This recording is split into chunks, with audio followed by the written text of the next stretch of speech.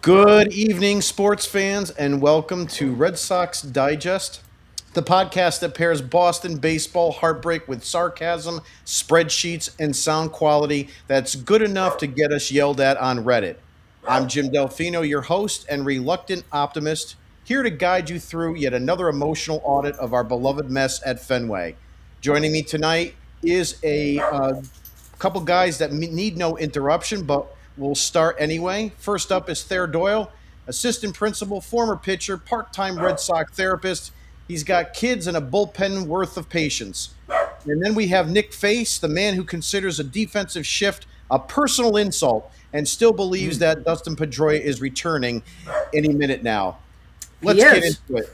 Let's get into it. Ther, your initial reactions to today's afternoon game and even yesterday's as well.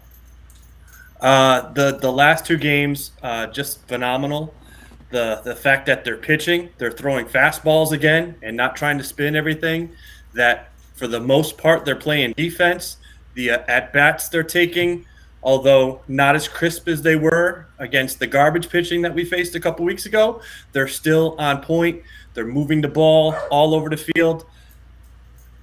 I'm not going to say I fully bought in, and I don't believe that we're World Series caliber, but I think we are at least going to enjoy the rest of the summer into fall and have some meaningful games for a change.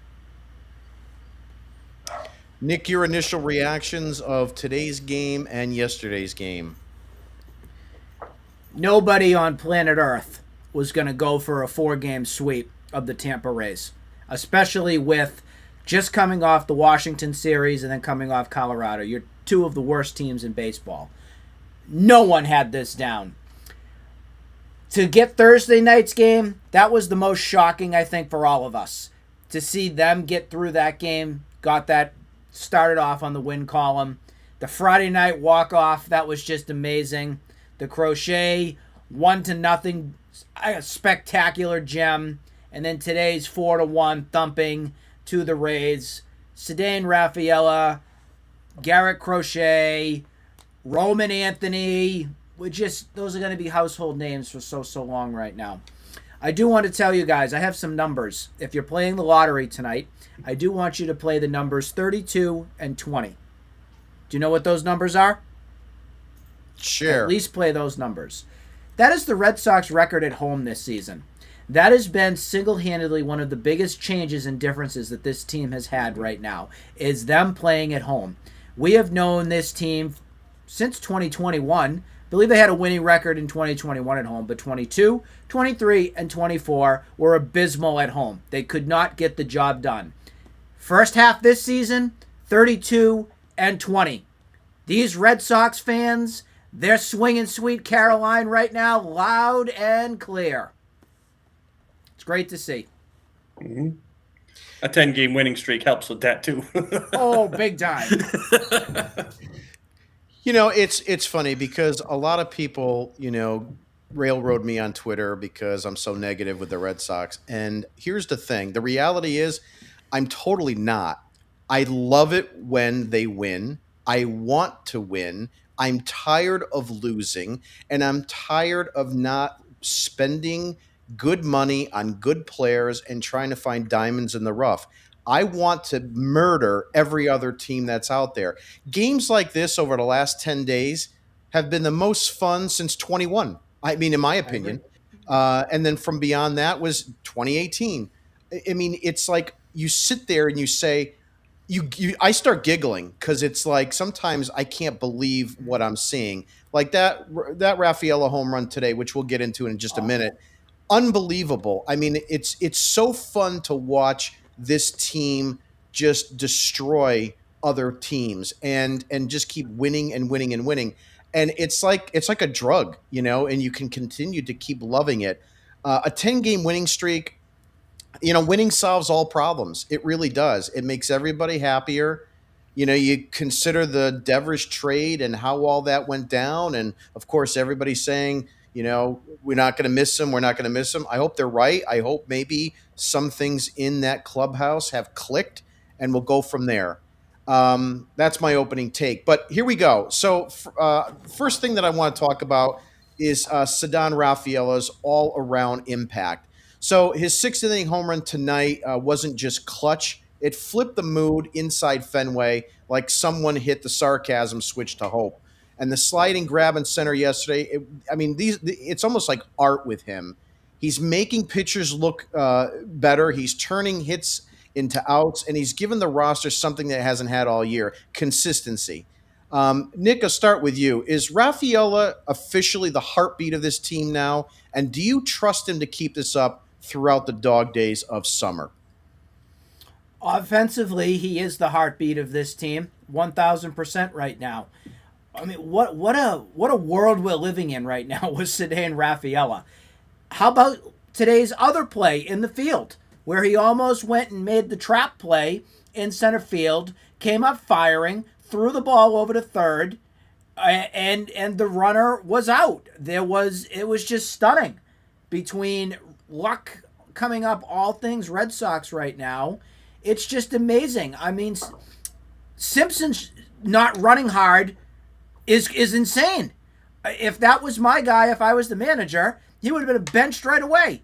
He was lollygagging right around third base, and Raffaella, with the heads-up play, fired over to third, was able to get the runner right there, and Simpson doesn't score. That's how things are going right now for the Red Sox. I feel like, I know you had a tweet out there that Alex Cora made a joke with made some sort of a thing with the Joker or something like Deal that. with the devil. Deal with the devil. Thank you. Whatever it was is great. And I do want to say, ever since the Red Sox went to the White House or the zoo, we have two different avenues that we're at. I don't want to just say the White House, because then I'll have people wanting to come knock my doors down here in my lovely town. They also went to the zoo. You know, Crochet went to the zoo, Cora went to the zoo, and some of the others. They're 10-0. So you can say Trump saved the Red Sox, or you could say Mighty Joe Young saved the Red Sox from the zoo. Ther, your reactions to Sedan Raffiella's all-around impact on this team, and is this sustainable for him? Yes, I think defensively it's absolutely sustainable. And this is what we've sort of been seeing for the last year and a half with him, especially when he's in center field. He is the captain of the outfield defense. He gets to every ball. He makes every play. When he's focused, he is a very gifted outfielder who's going to make outstanding plays like we saw today. It's that moving him around that I worry about. As long as they stop doing that, he's going to stay comfortable in center field. He's going to stay, you joke about, former pitcher. Even at the collegiate level, minor, nothing big. When you have someone in the outfield who, whenever you give up a fly ball, I'm not going to say no, he's going to be there to catch it. It gives you a whole different outcome, a whole different sort of experience when you know, okay, it's all right if I miss my spot because he's going to be out there to get it.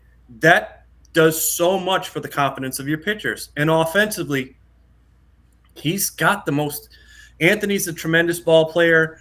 We saw the skills, like the physicality of Duran. I think from super the total proven ball player on the Red Sox is Raffaella. He's got the wheels, he's for power, and it's not there yet. But honestly, I think as he grows more accustomed to major league pitching and the ability to stay within himself and not chase things, his average is going to start to rise too. He's going to be, I think, probably one of the better ball players that we've had in quite a while. Yeah, I'm really impressed with him. Kind of gives me Byron Buxton vibes a little bit, but I just hope he stays healthier than Byron Buxton. Yes. The other thing is that I think it's not out of the question for him to be a 2020 guy this year. And, from moving forward on that, even in the future, 25, I think he's got 20 to 25 power, especially if he stays within himself. One of the things that I have said many times, and for listeners that maybe not have heard me say this statement, is that, people were down on him offensively last year. And I said over and over again, you have to give him a pass because he's learning two major positions as a rookie: shortstop because of the Story injury, and center field. And I don't want to go into that in a lot of detail tonight. You can certainly listen to that on other podcasts. But, I think what you're seeing is a guy that has been told center field is your spot, and he's taking it by the storm. And his defense is good enough that he doesn't have to worry about that too much. And he's focusing on his offense. And it's just been unrelentless over this 10-game span. And, look, I mean, if there's any kind of last minute injury in the outfield for the All-Star game, he might get a call. I don't know. I don't want him playing, but it's just one of those things. And as far as yesterday's game's concerned, playing second base, Meyer had a nice hit today, and I tweeted it out there. I says he's got to play every day, left-handed, right-handed pitching. We can't platoon him. I want to see what we got. I want him there playing second base every night. If they want to go ahead and do a platoon with Romy a little bit and Toro, a three-man rotation for first and second, I'm okay with that for the most part. But he's got to be playing just about every day because he's not going to learn to get better at his craft if he's just being used as a platoon player. So hopefully the Red Sox will do that. And, we'll obviously see, him continue to break out even more. Moving along, the second thing I want to talk about is the obstruction play. A rule went Boston's way today, the obstruction at third base. And I think it was Meyer, of all people. He was awarded home, and the Rays were left blinking like they didn't know what the hell happened. It was weird. It was borderline, and by the letter of the law, somehow correct. Was this a fair call in your mind, or did the umps just kind of flip a coin and hope for the best? And how would you coach around that rule if you had to? Ther, I'll start with you. Fair rule. It was true. He put his foot out. He had it parallel to the base to block it. That's, in my eyes, a stupid rule. I think it's sort of, the idea of blocking the bag is sort of you block it at your own risk. And the reason it's becoming more fashionable is the head first slide. Back in the day when people came in spikes up, you did not put your leg in front of the bag because you paid the price. So with the way the game's played nowadays, they have to really start to institute it and follow that rule because all the hand sliding. So yes, it's true. Was read right. It's lucky because again, and this is just, we talk about what we used to see with the Red Sox, a lot of the stupidity. That's a little bit more stupid base running. 2 outs, you have a guy who's not a big sort of split pitcher who throws the ball in the dirt for your strikeout pitch. You don't need to start creeping down the line at third base in that situation. You just take your normal lead and you can't be getting picked off. They got lucky in that situation. But it's there. It was the right call. Unfortunately, that's, again, sort of the direction that baseball's going because you can't take a guy out anymore. You have to slide directly into the bags. They're trying to make it safer for everybody. So that's kind of at least how they're playing it off. And yes, it was the right call today. Nick, similar question to you. What did you feel initially when you saw that, how it was overturned? And obviously, I'm sure you're happy about it because it went the Red Sox way, but assume that in a situation that happens in the future that it doesn't go the Red Sox way. What was your thought of that rule? And, what's your take on that? Well, for one, kind of like you, Jim, with getting that sick enjoyment out of things, I laughed instantly when I saw it. I'm like, oh my God, did that really just happen? Did the Red Sox really just get another call their way? That was my first reaction. My second reaction that went down was, I think you guys know I'm a traditionalist. I like things played the way that they were brought up. I'm so sick and tired. I personally hate the extra inning rule with the runner on second. I think it's getting way too ticky-tacky. And I understand the injury and all this safetiness that Major League Baseball is trying to make in this whole new generation that we're getting accustomed here in baseball. But to tell you the truth, I've just had enough. I remember back when I was a kid loving the fact when Jason Varitek pulverized a guy coming home and they had nowhere to breathe to get to home plate. I miss those days. I'm sorry, I do. Veritek was the king of it with blocking the plate. He put his leg out. He'd do anything that he could to make sure he had the advantage for making sure the runner's not going to cross that base. And all I can think of with these situations here is, well, 20 years back when we were watching these games, that never would have happened.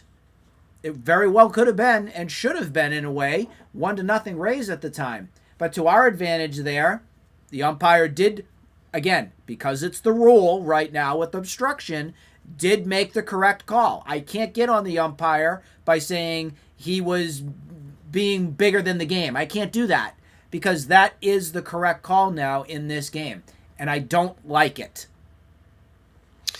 Yeah, I agree with you 110% on that. And, one of the points that you brought up was, catchers of years ago, because you'd have a regularly big guy be your catcher because you wanted someone strong, you wanted someone bulky to be able to block that plate. And, it was a big thing, especially if a runner's coming in and the ball's there before him. And it was kind of like, the immovable object meets the irresistible force. And it was who was going to win that battle. And Veritek is a great prime example of it, how he's built. Sandy Leone, Ernie Witt. I mean, we can go on catchers who were built like that frame. And it seems like now you're seeing things a lot differently. You got a guy like Connor Wong, who's 4'9" and 120 pounds soaking wet, who's a catcher. And a lot of this happened with the Buster Posey injury, I think, and that's where things have changed. Yes. And even with double plays, obviously, having what is considered to be, the rehash on a play, and so forth. But you used to have what would be the neighborhood play, right? So even if you didn't touch the bag on a double play, you were close enough and so forth, and that just went your way. But, nowadays, with watching the film over again, it just doesn't happen that way. So I don't know. Like in this situation, I was happy that it went the Red Sox way, but, I think it does take away some of the old time traditional baseball where, you try to block a little bit of a bag so that it made it more difficult, for a player to be able to reach. So here's another one before we wrap it up. One of the biggest impactful ones was in 2013 in the World Series. Game 3, Will Middlebrooks got into a little bit of I think it was Alan Craig, believe it or not, at the time. He was going to third base. Got tripped or something like that and went down. So I mean, it happens. And that call did not go the Red Sox way. It was one of the most controversial end of games that we've ever seen. And at that point, back in 2013, we're pretty much all screaming, oh, great, now the Red Sox are down 2-1. What are we going to do here? So that definitely has impacted in Red Sox history before. Sure has. Another topic I want to talk about is obviously partly the Red Sox offense, but kind of going back into that 6th inning. So Story has an RBI single. Raffaella has that 2-run bomb. And essentially we're watching, a real offensive execution. And it was pretty strategic. You had quick at-bats, pitch hunting. No one tried to do too much. Are we seeing signs that this lineup is finally maturing, before our eyes? Or is this just the fact that the Rays are not that good? I mean, I'll start with this. I don't really think the Rays are that great of a team.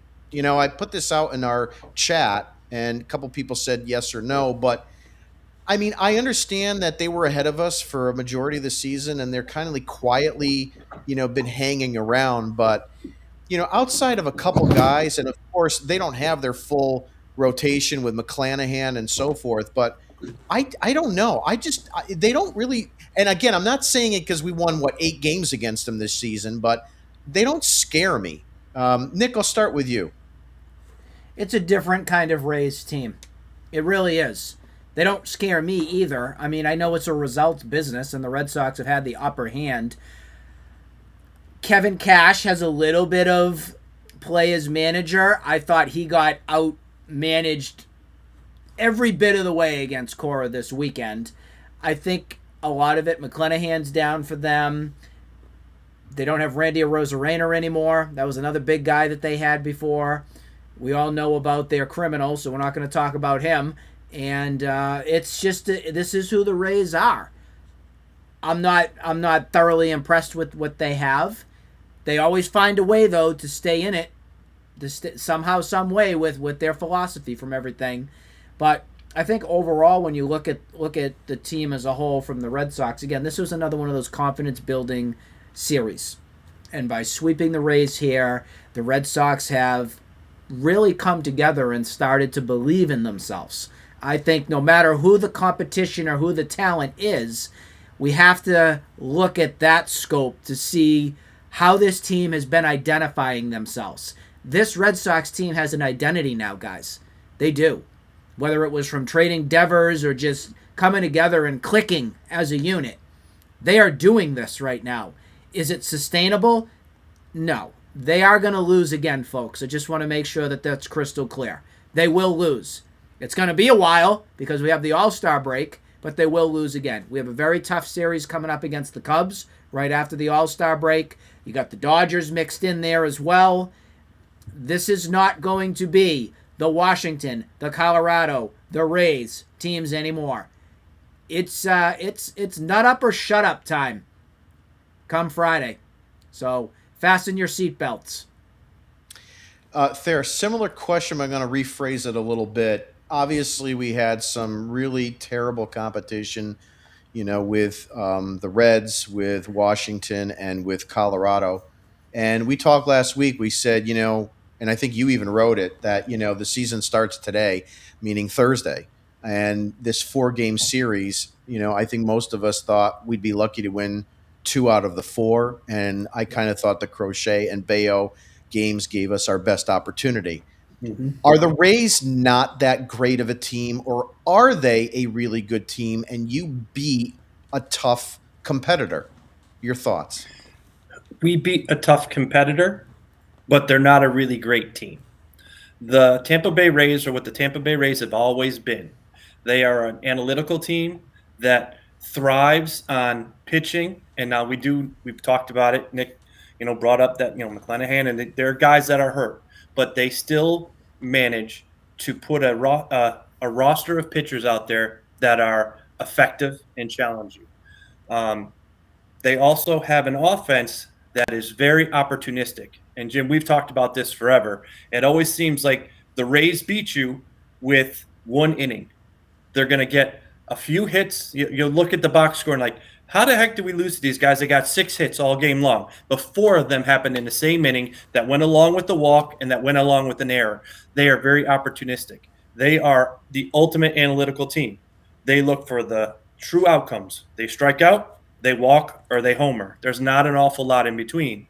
And when your pitchers keep them in the ballpark, you have a much better chance. And the most important aspect of this thing, in 4 games, the Red Sox walked them 7 times.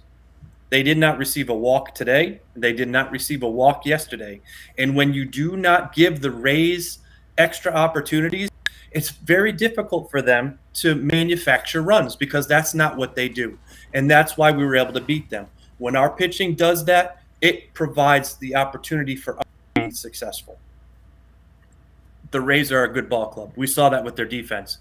We had an opportunity. They were making plays left and right today. We probably should have really wiped them out. It shouldn't have been 4-1. But they're making plays up the middle with their shortstop, their third baseman. Granted, he couldn't throw today, but they still made a couple really nice plays. And the outfield the other day, we saw some tremendous things. That's what the Rays are. They take advantage of your inability to do the things correctly. And to the credit of the Red Sox, for the most part, they did everything correctly today. And that's why that's some great points, and it doesn't even it goes beyond this season.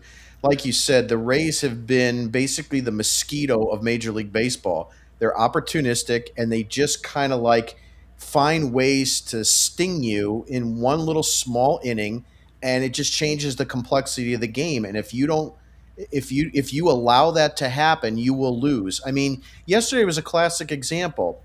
Runner gets thrown out at the plate. I mean, if he scores, it's 1-1. Who knows what that game winds up becoming? It probably goes Mhm. to extra innings, and the Red Sox probably lose that game for all we know. So, it is something where you have to neutralize them. And to your point about the 7 walks in the entire series and none today, another big thing, and, we've talked about this a million times, don't give extra outs, don't give free passes. And that's where you're going to get yourself into trouble because the Rays are going to do the Rays things. They're going to bunt guys over, they're going to suicide squeeze. I mean, Kevin Cash he's a very smart guy. There's another catcher with a big frame that we were talking about before. He's a very smart analytical guy himself, but, they are not a very great offensive team. I mean, there's Junior Caminero. He looks like he could be a potential stud, moving forward. But, he is also not polished. You could see it. His average is down. His OPS is down. He's got the power. If he kind of figures that all out, he might be, one of the top third basemen in the league. But until he does that, he's going to be just kind of a mistake hitter, kind of like some of the other guys we've seen on their teams in the past. So we'll see how it goes. Nick, I think I got to follow up with you on that. What are your thoughts? Just in general on how this series went. Is that what you're saying? Yeah, I mean the Rays. Do you think do you have any other things to add on that as it relates to them being a real good team, or are they just kind of like a smoke and mirrors? And as it relates to the Red Sox moving forward, I mean, are you happy that we beat good competition, or are they really not that great? And this I is don't know if I want to put them up as great competition. I just think they do the little things right. Defensively, we saw so many plays between Marcelo Meyer ball getting taken away. I forget who was up. What have been Roman Anthony with there was a ball at some point that the right fielder made an incredible catch on. But defensively, they are for real on that end. I think the bats. Yanni Diaz, maybe Junior Caminero, a little bit, I might say, that have some potential there. I don't think they're ready just yet, though. I don't. I think they're trying to find their way in figuring out what they're going to be. I do think, though, for when it comes to the analogy of the mosquito, which I loved what you said, you couldn't have said that better. They are. They're a thorn in the side. They've always been that way for the Red Sox. So I'm happy with the 4-game sweep. Don't get me wrong. But it's going to get harder. Let's make sure we emphasize that. I think fans right now are wanting to raise this trophy right now. It's a long season. We're at our best stretch we've been yet. We can celebrate that. That's great. Our first half is done. But it's going to get harder. Okay? Like I said, it's nut up or shut up time come Friday against the Cubs. It's going to be a whole lot different, but the Red Sox are riding momentum, and I think that is the biggest takeaway right now from these final 10 games that they've had is that the Red Sox are on their best trajectory yet. Let's sustain that, and if they do that, this team becomes buyers. I would say right now, Breslow, work the phone, go improve your roster. Yeah, with the All-Star break starting tomorrow, I think this is a really good opportunity for them to really start to say they are buyers. The team has proven it. I think, we talked about the Rays, and the point of my question was really to emphasize that you didn't have another lame duck team that you were facing. It wasn't the Correct. White Sox coming on and you won 10 in a row and it was against those 3 teams, Chicago, Colorado, and the Washington Nationals. So you had your best competition in a while and you swept them, which is very hard to do even against Yes. poor competition. A 4-game sweep is a very hard thing to do. Whether it's home or away, it's not easy. And you did it. And I think ownership and management have to look at that and say, let's not start waiting around for July 27th, July 29th, the 30th, and see how it goes. No, they should be on the phone right now and they should try to solidify one or two pieces that they can identify that they can get, that they are happy to include the right pieces to acquire that player, and they should do it now, and they should be swift so that they don't get into a situation where they have to basically, you know, outbid themselves for the same competition piece. And I know I'm speaking of Joe Ryan, but get it done now, and so that we can move on. Um, Nick, your thoughts on those comments and about the trade deadline? Well, I did find it interesting that John Henry was at Fenway Park today. I don't know if you want to put Surprised you two and found out where two it was. together on that. Yeah, I never knew that he existed anymore. I thought he lived in Liverpool and he only cared about that. Apparently not. So John Henry was at Fenway for the three All-Stars going off, you know, your Crochet, Bregman, and Chapman. But it made me think here a little bit that John Henry might have a pulse on this and might be trying to show his face a little bit more because he wants to actually have a good season. Just a thought. Actions speak louder than words. But without question here, I think that the buzz and the chatter and everything that's going on with this team, I think that it's in the best stretch they've been in nearly 4 years. This is a team to believe in right now, and you need to improve no matter what it is. Ther, your reactions. Absolutely need to make some moves. This is a team it's ready to go. And I'm not saying ready to go to the World Series. This is a team that's ready to develop winning habits and understanding what the pressures of a playoff race are all about. And they need to provide some support for this team. The only concern I have is if you look at the wild card roster, you know, ironically, we are now the second wild card team. We're a game up over Seattle, but there are 6 teams within 4.5 games. You know, 6 of the other 9 teams that are not already in the playoffs in the American League. So that means there are a lot of teams that feel they're close enough, and that worries me with what they're going to be able to do and how quickly they're going to get it done. I agree. I pine for the Dombrowski days where I thought, we need this, let's do that now. But even now, the Phillies, I don't think the Phillies are going to be able to make that kind of quick move because so many of these teams feel that they're in it, and the teams that aren't understand that there are so many teams that may come calling that I'm not going to pull the trigger right now. So you're not going to be able to get sort of one of those nice, quick, cheap deals out of the way. That they might have to wait a while, unfortunately. You know, this is my love-hate relationship with the third wild card. You know, on the one hand, it allows for more competition to be, you know, in the playoffs. And on the other hand, it keeps more teams thinking they can make the playoffs. And so they have to look at that, you know, the Mendoza line and say, you know what, we need to wave the white flag. We need to sell.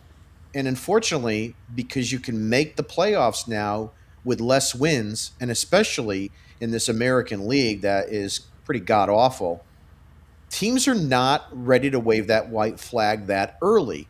And so as a result of it, you've only got 1 or 2, maybe 3 teams that have anything of any value that you're going to want.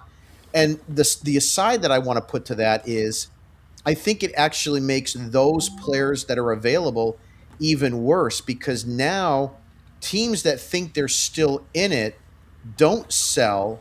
So what's left over is actually a crappier loot of guys because those teams are really, really bad. Not just middling, but really, really bad. So you're lucky to get and pluck one guy off one of those teams. And so I think that's why it's so important for them to really say to themselves, we're not going to wait and see anymore if we feel that they're going to be a competitive team. You need to do that now. Like I would have somebody by Friday. That's how I would do it because if you get someone like Joe Ryan, you're going to have him for what, maybe 3 more starts, 4 more starts before the end of the month. I think that's important. So there's no benefit to them waiting anymore outside of the fact that they can't come together with a deal. and then you got to move on and find a team that you can. I think basically when you look at it, it's basically you get the losers rejects is what it is. Right. That's exactly it. And then on the Joe Ryan front, it's a matter of what are the Twins going to do? Are they going to wave the white flag right now? I don't know. So that's the other thing. Would they want to dangle Joe Ryan right away or wait until July 31 to figure out which direction they're going to go? Yeah, I mean, the other part of it is unless there's a guy out there that we haven't identified yet that is on an existing contract for more than a couple years, that is an albatross contract that you can go ahead and you can eat some of that money, especially with the Devers contract gone. Unfortunately, off the top of my tongue, I can't think of anybody that is on a contract like that that's on a team that is not destined for the playoffs. I mean, you look at the Phillies like a Zach Wheeler or something like that. That would be the kind of like mold of a guy that you'd want. But again, the Phillies aren't selling. So where do you find that guy? And, I know Sandy Alcantara has been brought up a few times. That's not a guy I want. He's having a very bad year. He's on a team-friendly style contract, but it's not a guy that's going to move the needle and be placed into a number 2 position and move everybody down the line and improve your rotation. It's just not going to do that. Speaking about rotation, the next topic that I want to talk with was Brian Bayo. He gave us exactly what this rotation has needed: 6+ innings and genuine control. He's put together 5 strong starts now with a 2.40 ERA, cutting down walks and commanding his arsenal like he really means it. Today's velocity was pretty steady. He was hitting, upper 90s. He seems to be becoming more mature in every start that he's had. Question for you. We'll start with you, Nick. Is Bayo locking into a role as a reliable upper-end starter? Or is this going to be a situation where one bad outing again and panic starts? No, Bayo's finally developing into the guy that the Red Sox are hoping he was going to be. I think a lot of it has to do, and we've talked about this repeatedly here a lot, is the mental ability and the focus for Bayo on the mound. Bayo's biggest trouble has been when he gets runners on and gets himself into hairy situations, it turns to hell. This season has been so much different, and it is very refreshing to see. You see a guy who has commanded the zone. You see a guy who's been able to locate and focus on the next batter. He's not worrying about what happened the batter prior or afterwards. He's focusing on the now, and that is a major step in the road of Bayo being an anchor here in this rotation. I am not ready to say he's a 1-2 yet. I'm not ready to do that. He is making steps and progressing well. I would have him comfortably be my number 3 guy right now. I feel very confident when he's going out there each time and giving a quality start. I think the biggest thing here has been, again, he's prepared, he's focused and determined to attack the batter right where he's at. He worries way too much when he has people on over the years and worrying about the runs that have scored and not being able to bear down. He's done that tremendously this first half. And remember, second half is traditionally when Bayo turns the corner here. So this could be a really outstanding season when all's said and done for Brian Bayo. Ther, same question to you. Your thoughts and reactions on Brian Bayo, and is he becoming the front end of the rotation guy that we kind of were hoping he would be? Mm-hmm. I agree with Nick. I'm going to say at number 3. His stuff has never been the question. He's always had really, really good stuff with that changeup and the fastball. He's developing the slider. Earlier on in this year, we saw him, and he was sort of doing the typical Red Sox thing, just spinning and spinning and spinning. What got him to the major leagues was his fastball movement and his changeup, the ability to go back and forth on it, and that's what made him so successful. He put that changeup away for some reason, and that is what got him in the hole. He's coming back out of that. He's working off that fastball. Like Nick said, he's attacking people. He's getting ahead and putting guys away. I think two things have been sort of outstandingly beneficial to him. One, the fact that he made a number of these starts against trash competition. And that has given him incredible amounts of confidence. God bless. Incredible amounts of confidence to really deliver what he needs to do and understand that.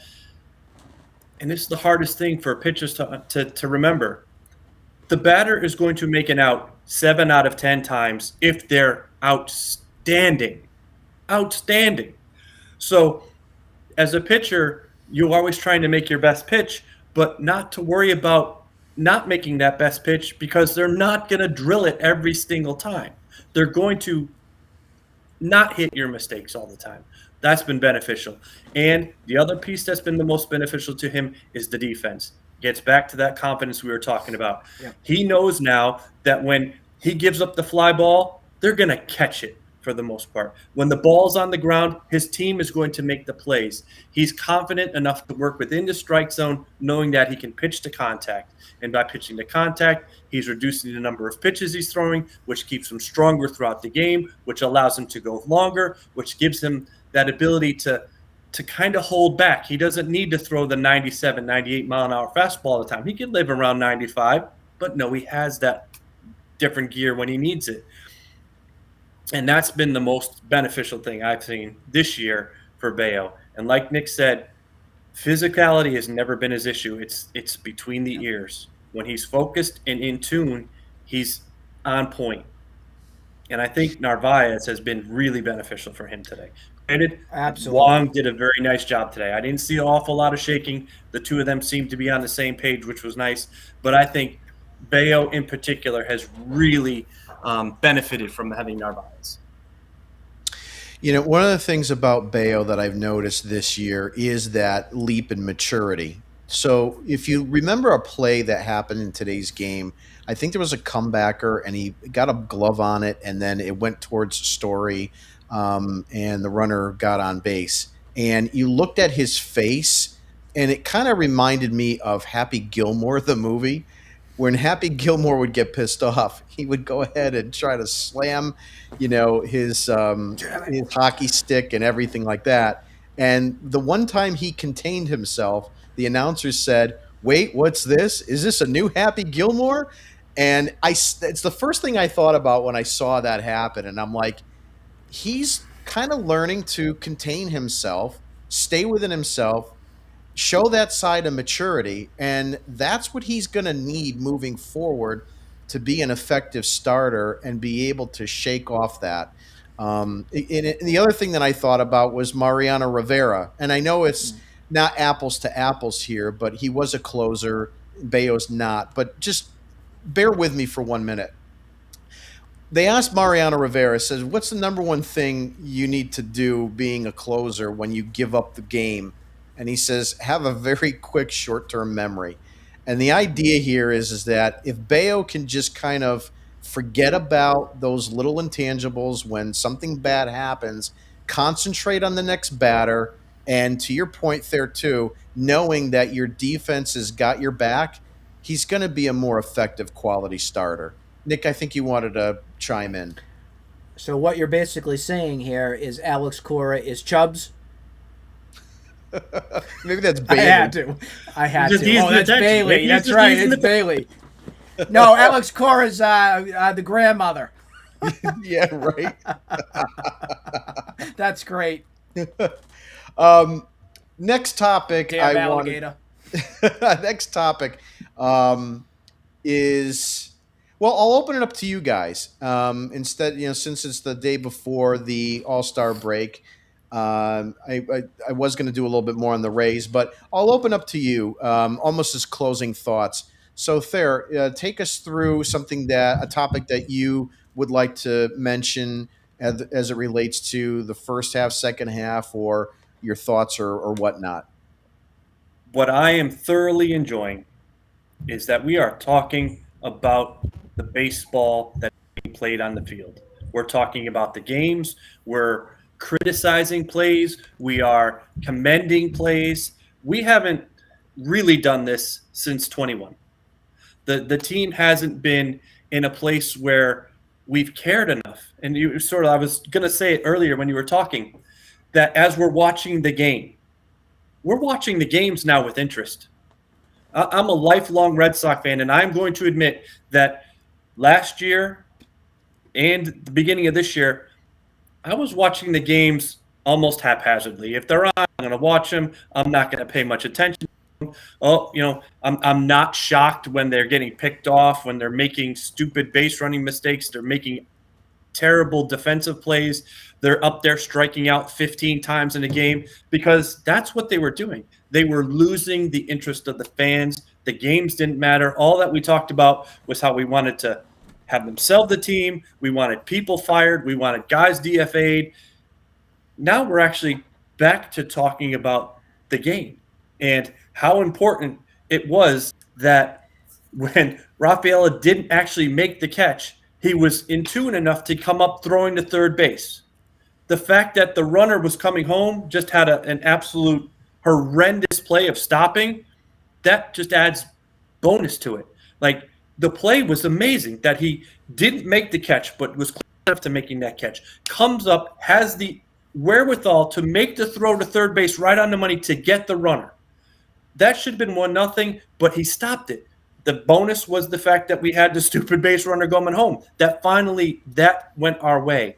That's what I'm glad we're talking about. I'm glad we're having those discussions. The conversations about, should Crochet come out for the ninth, or should we go to Chapman? Where it's a legitimate discussion. Like, what all-star do you want pitching the ninth inning of a 1-0 game? Going back to the Judge series, the Yankees game. Does Crochet pitch against Judge, or do we have Chapman?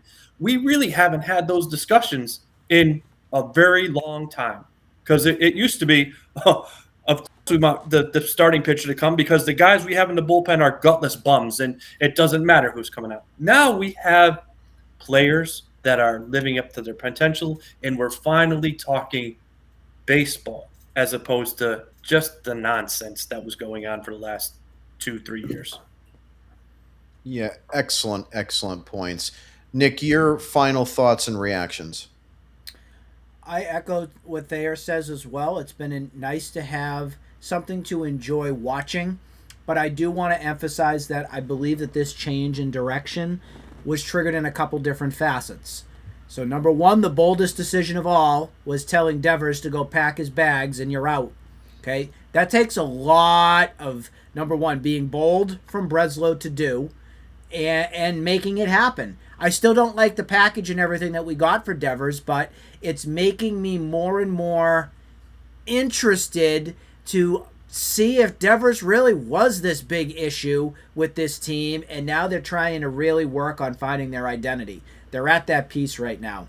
And we're coming up on, it's going to be 21 years since the boldest trade decision that was ever made from a trade deadline was made, when the Red Sox traded fan favorite Nomar Garciaparra and brought in Dave Roberts, Doug Minkiewicz, and Orlando Cabrera. And boy, did those moves all trigger a change in that team. So will the Devers move go down as the trigger here that started the Red Sox to finding themselves again here for this 2025 season? And the last thing I'll say here is, obviously with Devers going, it enabled the Red Sox to bring up Roman Anthony and to get Marcelo Meyer and truly develop some of these kids that we've been hearing ad nauseum about for the last few years. And now they're here.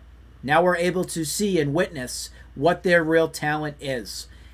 And I'm as big of a fan of Roman Anthony and Marcelo Meyer right now as I could be, and I'm really looking forward to seeing what their second half is going to look like. We're at the most enjoyable part of the Red Sox season that truly we have probably seen since the early beginnings of 2019. I am passing on 2021 because let's not forget, this team got hot at the very end of the season in September and got themselves into the playoffs. The 2021 season, there was a lot of complaining. There was a lot of, get Cora out of here. What the heck is this team doing? How is this team? How is this team a championship team in 2018? There was that chatter. They just so happened to get hot at the very end in 2021. That's great. I was happy to have them be in the playoffs. But to me it felt not real. It didn't feel like it is right now. We'll see how the second half goes. But we're closing off the first half right now, and I couldn't be happier right now with where they're at. In closing, I'd like to say what I started off saying earlier in tonight's show. It's a lot more fun and it's a lot easier when you're winning. It's more enjoyable to discuss the Red Sox when they're winning. And to Ther's point, talking about little nitpicky things that could go this way or that way in a positive way. Do you pinch hit X in this inning? Do you leave Crochet to go into the ninth? How do you set up the seventh, eighth, and ninth after 6 innings from Giolito? Are we going to go Justin Wilson, Garrett Whitlock, and, Chapman? Those are the things I want to talk about. We might second guess some of those plays, but we're not going to have to deal with the Pablo Reyeses of the world, the Matt Dermotys of the world, and all these guys that should never, ever be on a major league roster, in my opinion. So it's great to start talking about those small intangibles now. And to both of your points, whether or not Devers is Nomar Garcia Parra 2.0, I don't know if we'll ever know the full facts on that. But what I can tell you is that the chatter that you see online about Devers, kind of ghosting Will Clark, who I have a lot of respect for growing up. Love that guy as a first baseman. And, just some of the other things. He's got a herniated disc in his lower back now. So I don't even know how his second half is going to play out. But it's clear to me that contract is not going to be a good one when it's all said and done 7, 8, 9 years from now. And who knows where he's going to be. But I will tell you this. If Roman Anthony can replace, and I'm not saying one for one, so bear with me here, everybody. If Roman Anthony can replace in some way Devers' offensive output, we won't miss him. We won't miss him. And when I see Roman Anthony batting, he already had his 9th double already. Yep. I mean, if you got 20 or 25 in a season, that's pretty damn freaking good. He's got 9 already. It's different off his bat. There's something. It sure is.